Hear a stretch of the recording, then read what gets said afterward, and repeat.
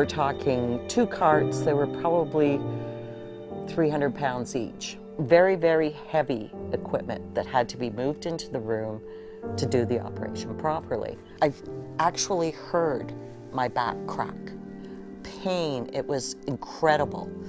I went out back into the scrub room and cried.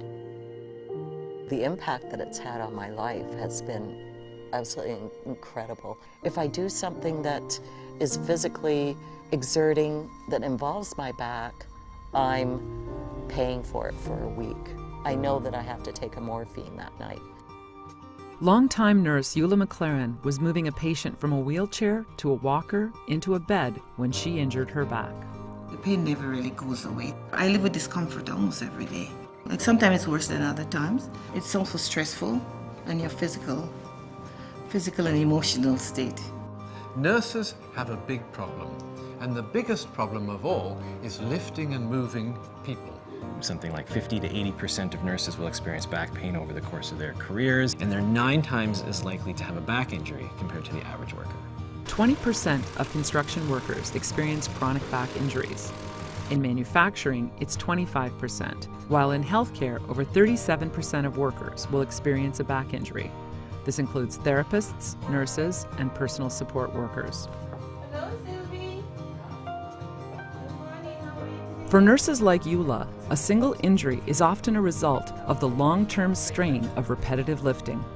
This is a type of damage that builds without necessarily feeling any pain, where you're constantly loading it and not giving yourself enough time to recuperate. The muscles and tendons and ligaments stretch, and you start to get inflammatory processes going on in there. Usually what we're most concerned about is the compressive force. That's when the disc of the spine gets compressed too much and you can start to get injuries.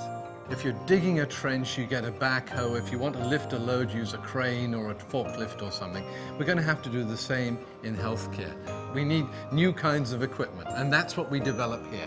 Over the past decade, the research team has studied the use of lifting tools in hospitals and homes. Beyond the development of a number of new technologies, the team recommends a comprehensive 3-point plan to reduce and prevent injuries. 1. Encourage investment and use of overhead lifts. We know lifting patients without proper tools increases the risk of back injuries. That's why it's essential to advocate for investment to continue to improve access to overhead lifts. 2. Education and coaching approaches that treat caregivers more like athletes with on-the-spot feedback to correct technique and ensure better lifting practices. And updated on-the-job guidelines, limiting manual lifting to no more than 35 pounds. And the recognition that caregivers can use lifts on their own with the right tools and coaching. I think most nurses understand that back injuries are a problem and back pain kind of comes with the job. Getting the idea out there that, look, without taking care of yourself first, you're not going to be able to care for your patients, your family, your children, and applying a few of those common rules across these jobs, just reevaluating could help. I'm starting now to be more aware of posture, transfer, ask for assistance. I'm doing better. You have to always remember to take care of ourselves. I can't do the physical work that I used to be able to do. And that's frustrating for me because I loved my job so much. I'd love to get up and go to work. I get upset because I'm hurt and I shouldn't be. And my life has changed and I haven't been able to do anything. We need to address it because if we don't, we lose a lot of nurses from the healthcare system, and we need them. But I think more than anything else is, why should people have to suffer?